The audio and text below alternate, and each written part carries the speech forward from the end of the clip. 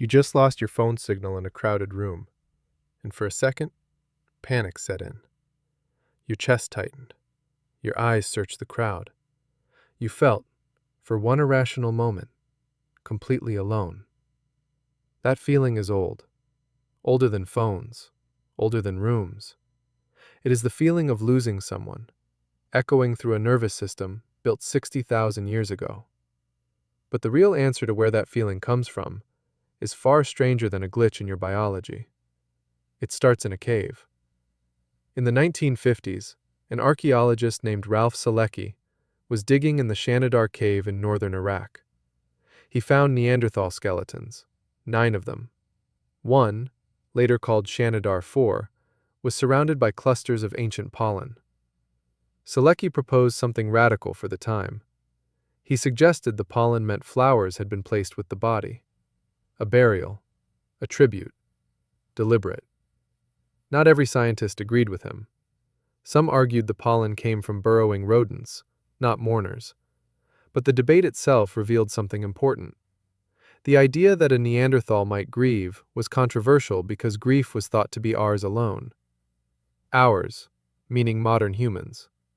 Ours, meaning special. Why did that idea feel so threatening? Because if grief is ancient, then it isn't a flaw in you. It's a feature. It was built for a reason, and that reason kept your ancestors alive. Here is what you need to understand about the world your earliest ancestors lived in. It was not survivable alone. A single human, alone on the savannah 60,000 years ago, was slow, weak-clawed, and thin-skinned. No fangs, no fur thick enough for cold nights.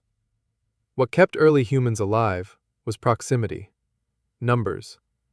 A group that hunted together, warned each other of predators, and shared food when one person's hunt failed.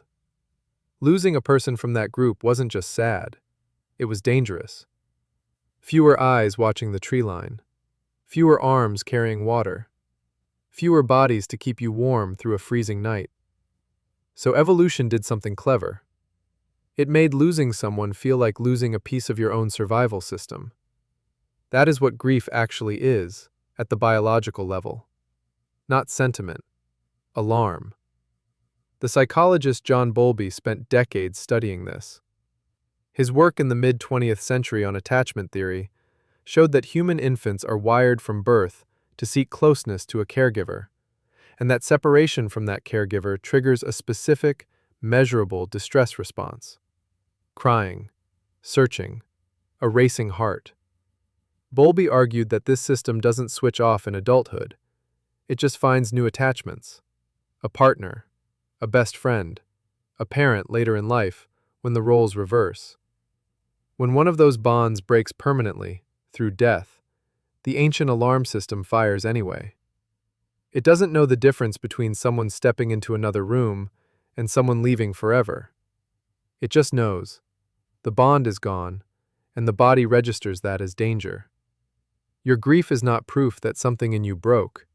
It's proof that something in you worked exactly as it was built to. Now go back to that cave in Iraq. Imagine what it meant, in a world with no calendars and no written language, for a group of early humans to stop what they were doing, to dig, to carry flowers, if flowers they were, from somewhere else and place them beside a body. That is not efficient behavior. It costs time. It costs energy. In a world where every hour spent not hunting was an hour spent hungry, this group chose to spend hours on the dead. Why would evolution allow behavior that costs so much and produces no food, no shelter, no immediate survival value? Because the behavior wasn't really for the dead. It was for the living.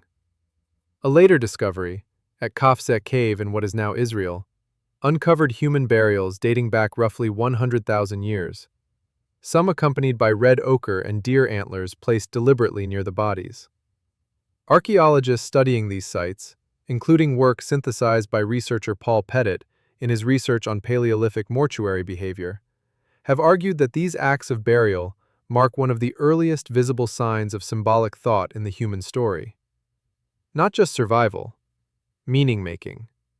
A group of early humans looking at a body and deciding it deserved more than being left where it fell. Here is the strange part.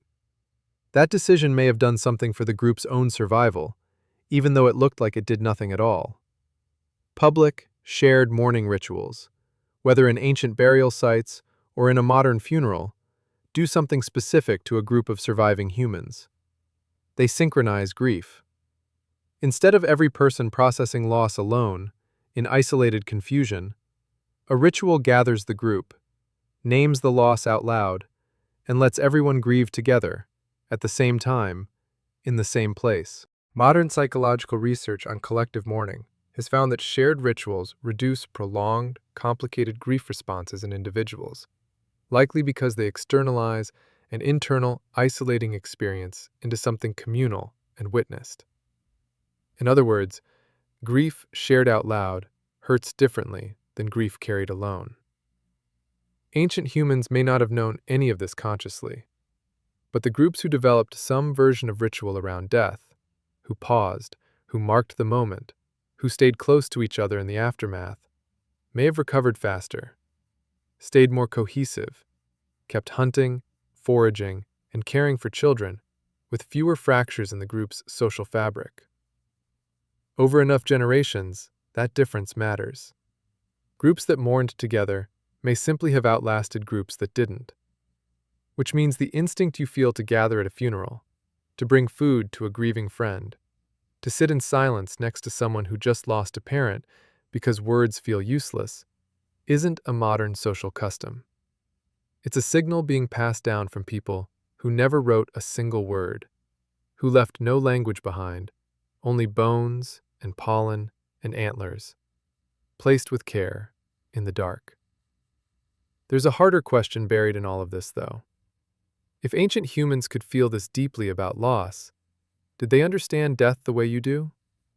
Did they know it was permanent?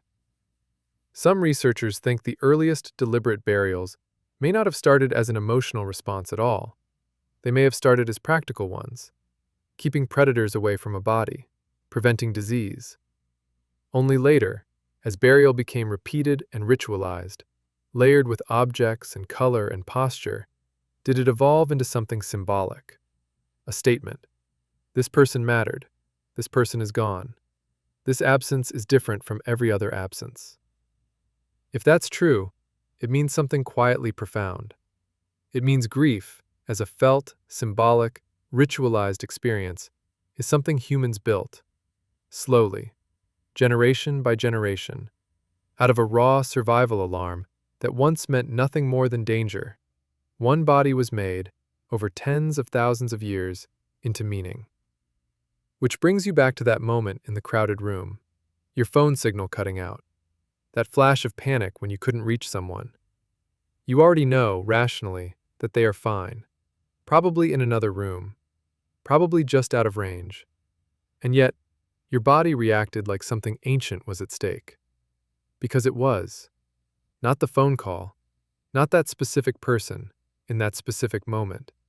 The system underneath it. The same system that made a group of early humans lay flowers, if flowers they were, next to a body in a cave in Iraq. The same system that made another group, in a cave near Kafsa, choose to bury their dead with color and care instead of leaving them behind. That system is not a malfunction, and it is not weakness. It is one of the oldest, most carefully built parts of you. You didn't inherit grief by accident. You inherited it because it worked.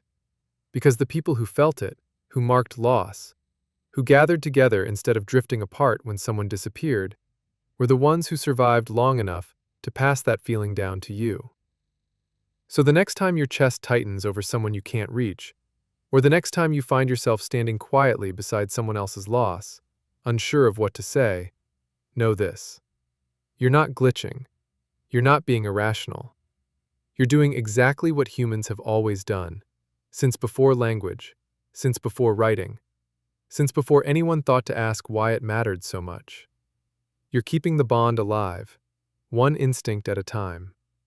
And somewhere, in a cave that no longer exists, in a moment no one wrote down, someone else did the exact same thing for you first.